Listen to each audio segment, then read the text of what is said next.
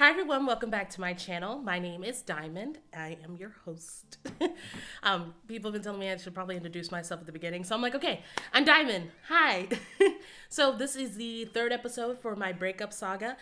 Just tips and tricks and stuff about when you're breaking up with someone and when you gotta, get on with your life. So I hope this helps you. And I'm very open to conversation. I'm very open to debate. So if you feel like anything I'm saying in my videos doesn't make sense, isn't relevant, please comment below because I will respond to you.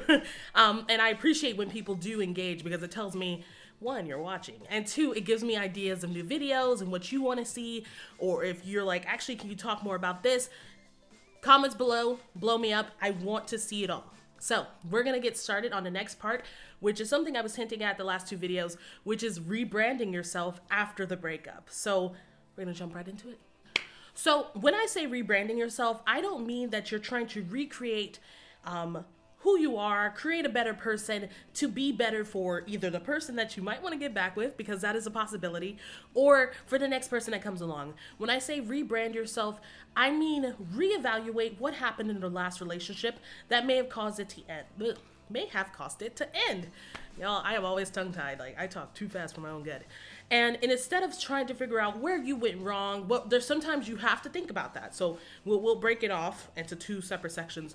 When you need to think about the things you did wrong, and when you just need to figure out how you're going to approach relationships from now on. So we're going to do the first part. Approaching relationships from now on. When you're rebranding yourself, I want you to actually think about what was needed in the relationship that I may not have received. What was I exhibiting? What was my partners exhibiting that I needed but didn't get?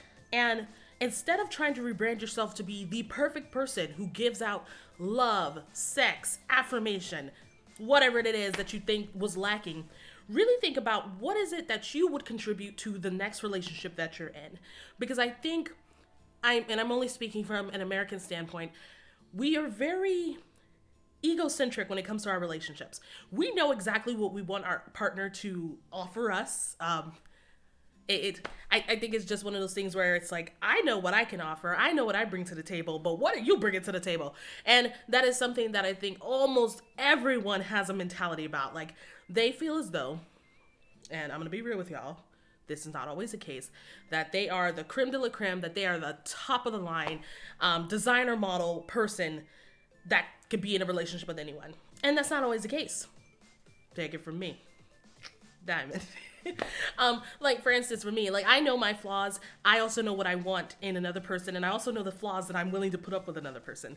So when it comes to rebranding yourself, really reevaluate how are you going to enter new relationships. And I guess the first thing that you need to understand is, gosh, who said it? Somebody said, I really need to like script these to a point so when I have thoughts like this, they just... trying to do the same thing constantly and expecting different results is insanity. Or somebody said that. Somebody in the comments below, somebody said that. Y'all know who said it. But that's exactly with relationships. You may feel as though you did everything right. And in some cases you may. But may I challenge you? Challenge. For those of you specifically who may have been cheated on, may have had really bad relationships, allow me to challenge you that you may have did everything right on your end, but you may not have seen the signs that this other person was not up to code. But that can be difficult to see because especially when you've been in long-term relationships and suddenly they flip the coin on you and it's like, oh, why are you suddenly a whole butt munch? That can be very difficult to navigate. So with rebranding yourself, what did you learn from your last situation? What can you keep? What can you discard? What do you want to, kind of re-engage with? If you realize that you stopped doing something halfway through and you thought it was beneficial, perhaps bring it back. But I also want you to think about what is best for you. Because I hear a lot from my friends who are in relationships or have gotten out of relationships that they felt as though they were compromised, that they had to constantly be someone else that they were not, that they had to become this person to keep this other person, and that ultimately... Hi, baby. I'm babysitting a dog. His name is Kodi, and I love him. Kodi Wodi. I'm doing a video. I'm doing a video. Bye. Sorry. And as always, I have a cough of some sort. So, what was I saying? Okay, yeah, a lot of my friends were like, I really felt like I had to become this different person to please this person. My boyfriend, my girlfriend, my significant other, / others, whatever. And I didn't like that. And in my next relationship, I refuse to do that. I refuse to compromise. You're going to take me as I am. Meh. And so I understand that sentiment. I understand not wanting to change who you are, not willing to adjust certain things about yourself, which I can applaud you on, because there are some things like, it's non-negotiable. This is me. This is who I am. And you can date other people who do not hold this trait. Just saying. But I really want you to reevaluate who you are, because like I said last video, video before last, that when you leave relationships, you cease to be a certain type of individual. You are leaving a unit, a coupling, quadrupling, I don't know how many people are involved. You are leaving a unit in which you were a partner. Now you are solo again. So when you're rebranding yourself, don't see it as though you, I'm trying to find the right phrasing for this. As though you were the bad part of a relationship. I feel as though there are so many relationships that, yeah, it's cut and dry. One was an ass and the other one just had to deal with that. But then there's situations where it's like, we both kind of sucked. This was not right. And that's something that we have to accept. So with rebranding yourself, I think approaching it in a way of, how am I going to be invested into my next relationship in a way that does not deplete me, nor does it compromise my relationship / partner's needs. And I see that when people immediately jump into relationships after they've been in a very long, tumultuous one, where they're like, I am steadfast in my beliefs and I am not going to change anything. Everything's going to be this way. And if they don't like it, they can go. You know what? You're free to do that. But something I personally had to put into play is that not everyone is your past partner. And not everyone is going to treat you the same way. So when you rebrand yourself, think about, how am I going to heal from the wounds of what happened? How am I going to present myself? How am I going to communicate what I need in an effective way? Because that can also be difficult. If you have abandonment issues from a past relationship, how are you going to communicate that with your new partner / partners that, these are ways that I may display, abandonment. And this is how I kind of would like it for you to validate or make me feel better. How do you say that? Because that is the biggest part of rebranding yourself. If you're unable to communicate what happened in your last relationship that will help explain, not excuse, explain why you do certain things, then that might kind of destroy something that was supposed to be beneficial. And I'm a big component I'm a big supporter of the whole, it explains your actions, but it does not, I just literally said it. It explains it, but it doesn't excuse it. Sorry, the dog is right here and he's so cute. Hey, Kodi, come here. Hi, honey bun. I'm getting so distracted, y'all. I'm so sorry. Yeah.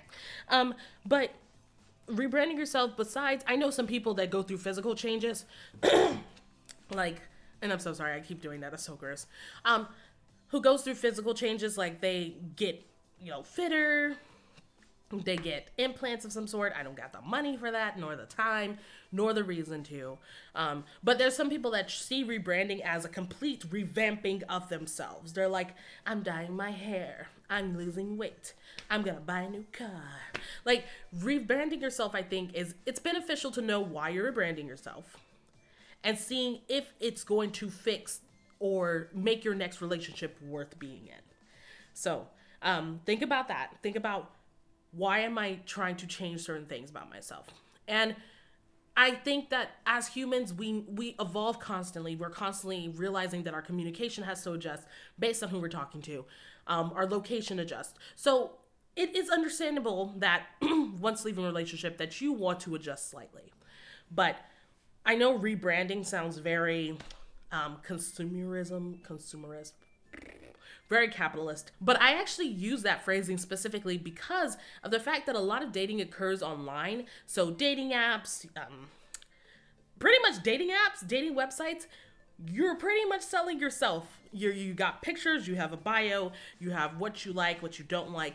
So when I say rebranding yourself, I'm, besides the emotional component and the communication component, I'm talking about how you're presenting yourself when you do go back out there. How are you adjusting? Are you using dating sites anymore? Are you going out to bars? Are you going out to clubs? Are you dating people at church? Or however the way that you're interacting with people, is that gonna change? And does it need to change?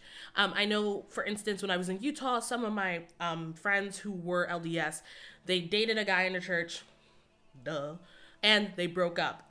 And instead of like, you know, and I completely understand this, instead of going to the same service or the same ward that guy went to, they went to a completely different church. They just was like,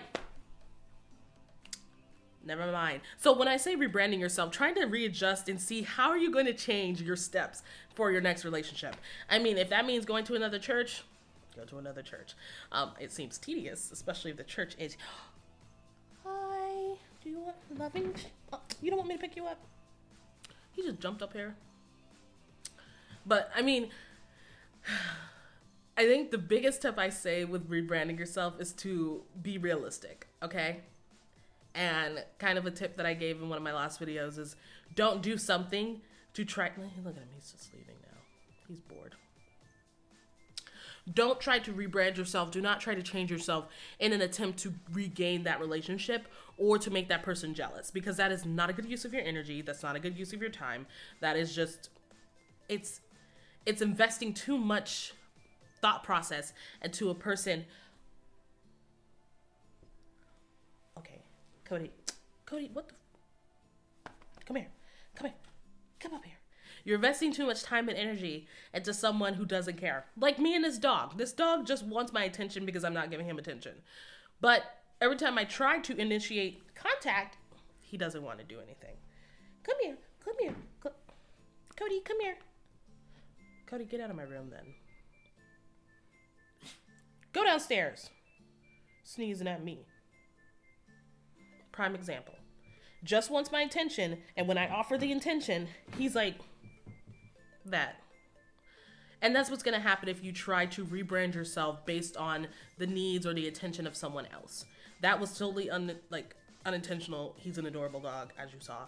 But it's the exact same way. You're going to put too much time rebranding yourself to fit the mold of another person who probably, to be completely honest with you, doesn't think about you.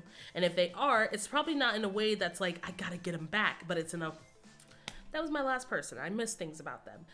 In fact, one of my past ex-boyfriends, we were talking recently, and he's like, yeah, I mean, I think about you, but it's not as often it used to be. It's usually like if something pops up, and I'm like, Diamond would love that, and then I don't tell you about it, and then the thought is gone. And I'm like, okay, that makes sense. Like, I feel you that, because that happens with me too. So don't hyper-focus on the idea of I'm recreating myself so that guy will come back with me. That girl come back with me. That person will want me back. Those people will want me back. Like, because that's not going to be the case. When you rebrand yourself, try to change or try to upgrade what you did in the past so that you are more informed, you're more appreciated, but then you're also the type of partner that somebody would want to be with. There you go. And Kodi just left my room. So I'm going to call that the end. Next video will be up next week. Yeah, next week. And we are still on the breakup saga. I don't know how many videos this is. I think I planned for 6. So we're going to still talk about it. So I will have you a new video next week. If you're not listening to my podcast, you should be. Link in the description below. Link is in the description below. It's funny. I think it's funny. I think it's fun. Matt is my co-host currently until Randy gets all his stuff set up. So, yeah. Anyway, like, share, and subscribe. Tell Kodi he's cute. Look at him. Oh my God. I love him. And I hope you have a wonderful day. Bye.